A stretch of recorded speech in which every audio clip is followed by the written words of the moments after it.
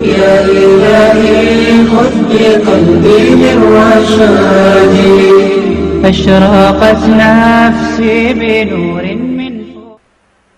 کسی پرانے دکھ کی بات چھیڑیں تو ان باتوں میں وہ دکھ تازہ ہو جائے گا. کسی خوشی کا تذکرہ کریں تو چہرے پہ مسرت پھیل جائے گی. دکھ زیادہ ہو جائیں بات مدینے کی چھیڑ دیں. دکھ دور ہوں گے کہ نہیں ہوں گے؟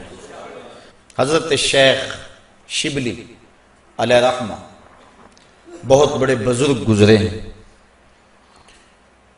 آپ معارف اس میں ذات بیان فرما رہے تھے کہ اللہ کا نام لینے سے دل میں سکون آتا ہے اور دل کی کیفیت بدلتی ہے، من میں اجالے اور روشنیاں پیدا ہوتی ہیں. بو علی سینا جو اس دور کا بہت بڑا فلسفی تھا وہ اس مجلس میں موجود تھا.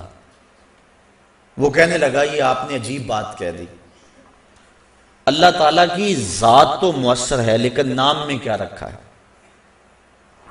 ہمارے جو فلسفی حضرات ہیں وہ ہر چیز کی 4 شکلیں بیان کرتے ہیں. ہر شے کی 4 شکلیں ہیں. ایک شکل خارجی، ایک شکل ذہنی، ایک شکل کتابی اور ایک شکل لفظی. مثال کے طور پہ ہم آگ لفظ بولیں، ایک آگ تو وہ ہے جو باہر روشن اور جل رہی ہے، اس میں ہاتھ لگائیں گے تو جل جائے گا ہاتھ. دوسری آگ وہ ہے جو زبان سے لفظ آگ ہم بول رہے ہیں. تیسرا جب لفظ آگ کہیں گے تو دماغ میں اس کا تصور آئے گا. اور چوتھا کاغذ کے اوپر آگ چھاپ دیں، اس کی تصویر بنا دیں تو یہ شکل کتابی ہوگی. اس میں اصل شکل جو ہے وہ اس کی شکل خارجی ہے. اس طرح وہ فلسفی حضرات کہتے ہیں کہ ہر شے کی 4 شکلیں ہیں. حقیقی شکل شکل خارجی ہی ہوتی ہے. آگ کہنے سے ہونٹ نہیں جلیں گے. کاغذ پہ آگ کی تصویر چھاپ دیں تو اس سے کاغذ جل نہیں جائے گا.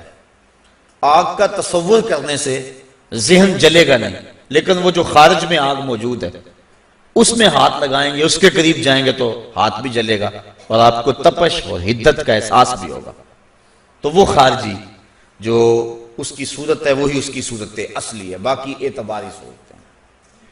تو وہ کہتے ہیں اللہ کی ذات تو مؤثر ہے لیکن نام کہنے سے، نام لینے سے کیا ہوگا؟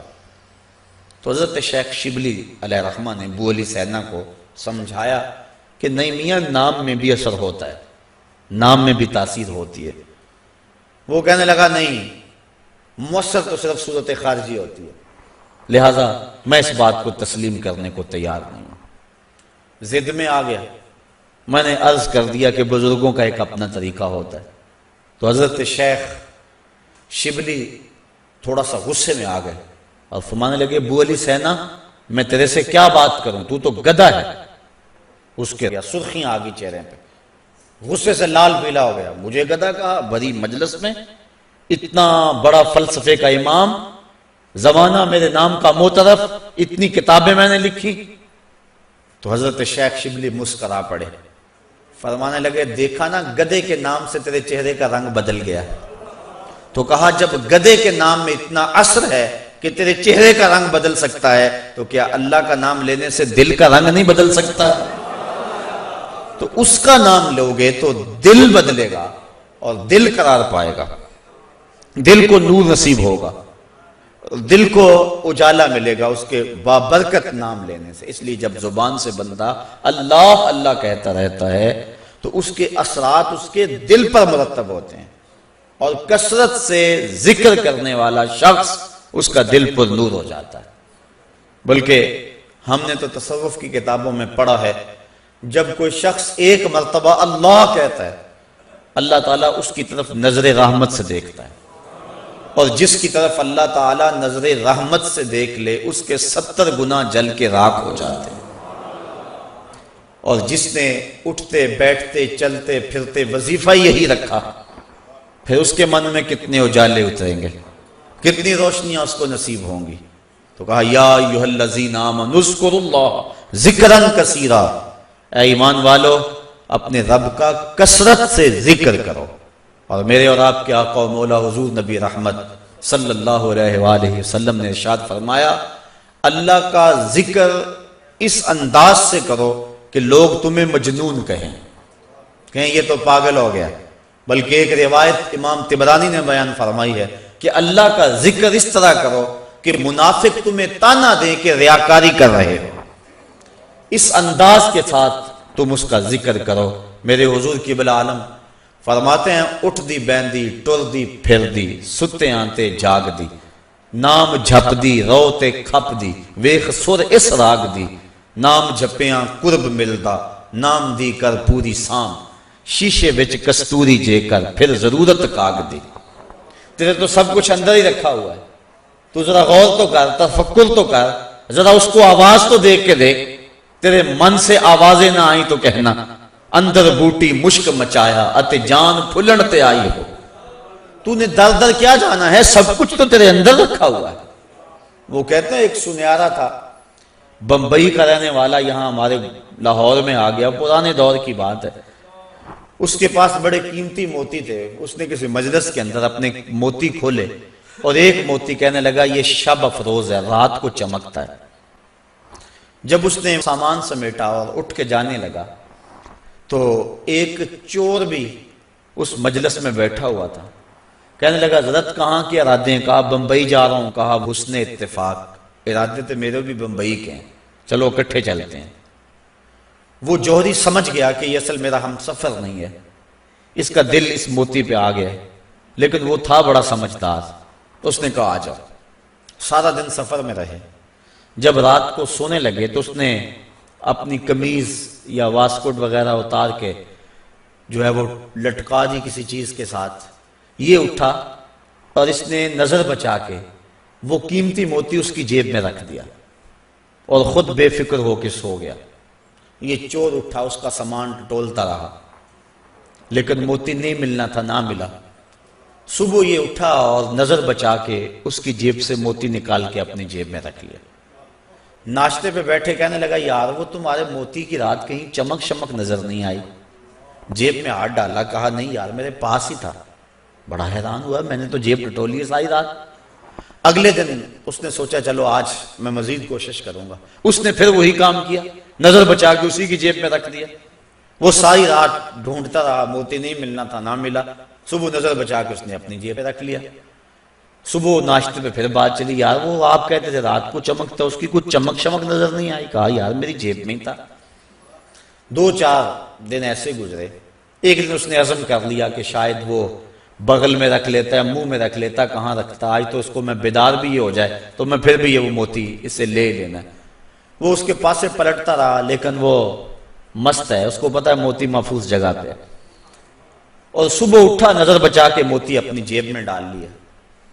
اس نے پھر بات کی، اس نے کہا کہ یار وہ میرے پاس ہی تھا۔ اس نے کہا میں آج سچی بات بتاؤں، میں تیرا ساتھی نہیں تھا، میں تو تھا چور، میں تو چور تھا، اس موتی کی غرض میں تیرے ساتھ ہو لیا تھا، لیکن آپ تو میرے بھی استاد نکلے، میں نے بڑی محنت کی، مجھے 3 دن ہو گئے موتی نہیں ملا، میں آپ کو استاد مانا، آپ مجھے بتائیں کہ موتی آپ رکھتے کہاں تھے؟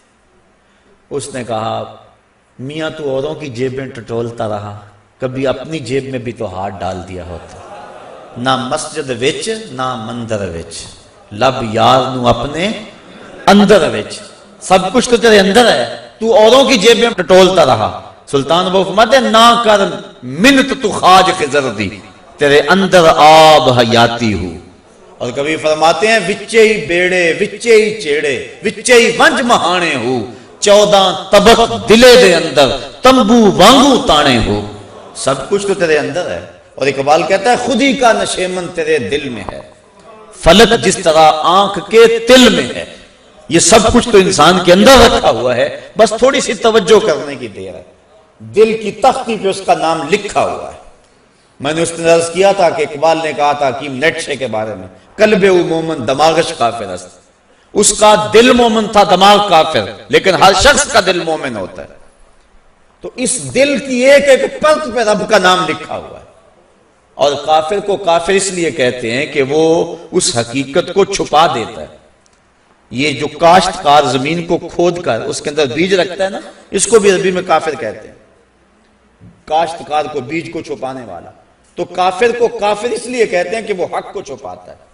تو ہمارے سینے کے اندر ہمارے رب کا نام موجود ہے، اور دل تو ٹھکانہ ہی اس کا ہے، دل تو بنایا ہی اس لیے ہے کہ یہ اللہ کا عرش بنے، اور وہ فرماتا ہے کہ میں زمین و آسمان میں کہیں نہیں سماتا، مجھے ڈھونڈنا ہو تو مومن کے دل میں تلاش کرو۔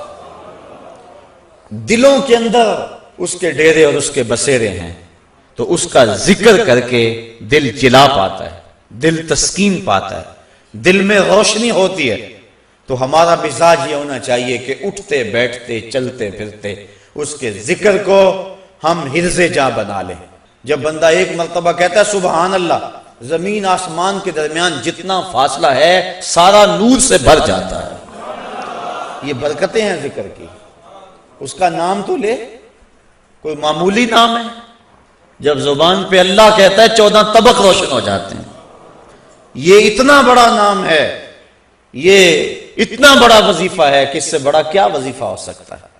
اس کا نام، اس کا ذکر، تو فرمایا اللہ کا ذکر اتنی کثرت سے کرو کہ لوگ تمہیں کہیں مجنون ہیں، اور منافق تمہیں ریاکاری کے طعنے دے۔